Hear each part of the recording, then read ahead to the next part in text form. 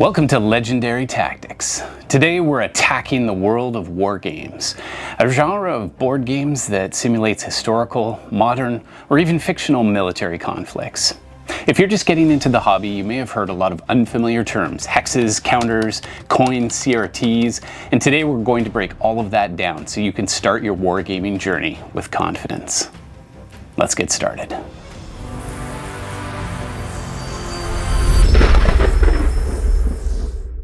What is a wargame? At its core, a wargame is a board game that models military operations, anything from tactical skirmishes between small units to massive global conflicts involving entire nations. These games can be historical, like World War II, Vietnam, or the Napoleonic Wars. Modern, which even deal with conflicts that are ongoing at the time of publication. Or fictional, like alternative history or sci-fi battles. Wargames come in many flavors, but the key element is simulation. They attempt to recreate real or realistic military engagements using structured rules and mechanisms.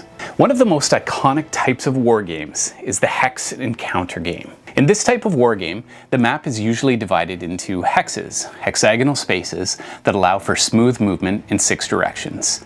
These hexes are usually colored in a distinctive way to simulate terrain, like forests, rivers, or mountains. And you'll move counters, which are sometimes referred to as units, across the board, which are small cardboard chits that represent military units like infantry, tanks, or aircraft. Each counter typically has numbers on it representing attack strength, defense strength, and movement allowance. For example, in many wargames, a typical counter might say 5, 3, 2, meaning 5 attack, 3 defense, and 2 movement points. When units engage in combat, you'll often use a combat results table, or CRT. This table compares the attacker's strength to the defender's, and after you calculate the odds involved, you'll roll a die to determine the outcome. Results might include things like defender retreats, exchange, where each side loses combat strength, or even eliminated, which removes forces from the board.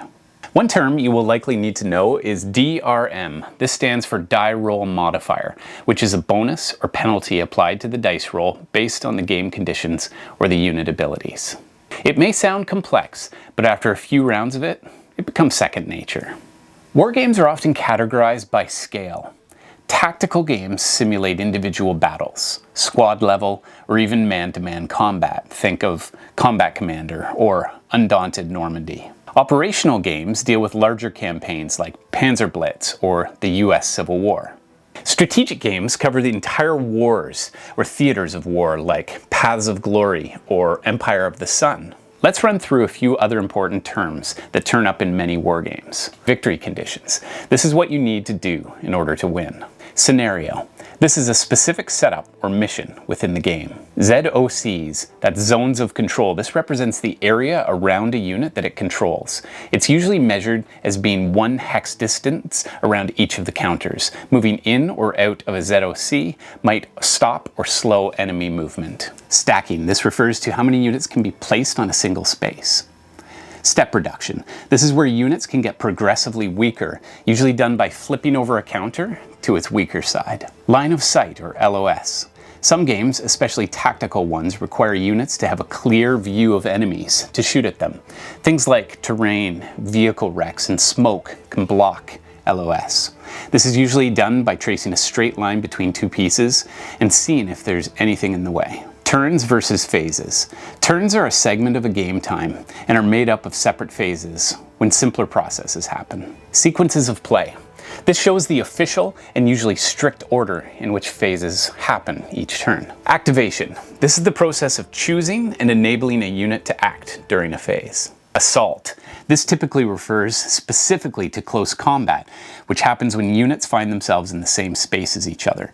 The rules are usually different from attacks using ranged weapons. Fog of war. This simulates the uncertainty of real warfare, sometimes by hiding units until revealed, playing with a third-party referee who monitors who can see whom on behalf of the players, or by using dummy counters.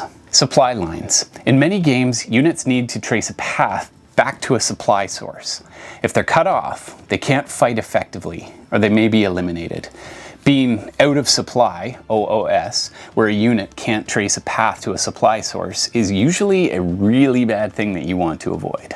Not all wargames use hexes and counters. Many modern wargames are card-driven, using event cards as the main drivers of the action, and they utilize point-to-point maps. These don't use hexes, but instead a web of individual spaces joined by lines to indicate geographic or even political connections, like what one finds in the games Twilight Struggle or Paths of Glory. Others blend deck building, where one gradually builds a unique and customized deck over the course of the game. Area control, where spaces are larger and irregular, and the game focuses on building dominant forces in each region in order to achieve victory. Or even worker placement mechanisms with traditional military themes, where placing meeples allow players to receive certain bonuses or game effects. Block games are also popular in war games. These are games which use little wooden blocks that are typically stood up on edge to hide the names and the strength of the units, which is a simple way to create the feeling of fog of war. These new mechanisms help to broaden the base of players willing to try war games, expanding the appeal beyond grognards, and that's a word meaning old school war gamers. So what is a coin game? It stands for counterinsurgency. These games are very different from traditional hex and counter games. Instead of two armies clashing, coin games feature asymmetrical factions with very different goals. One side might be the government, another the insurgents, and others could represent foreign powers or criminal groups. Each faction plays differently and uses card-driven mechanisms to perform actions, build influence, or disrupt opponents. Coin games are great for players who like politics, negotiation, and long-term strategy. Plus, they typically play with up to 4 players instead of just 2. So you're interested in war games. Where should you begin?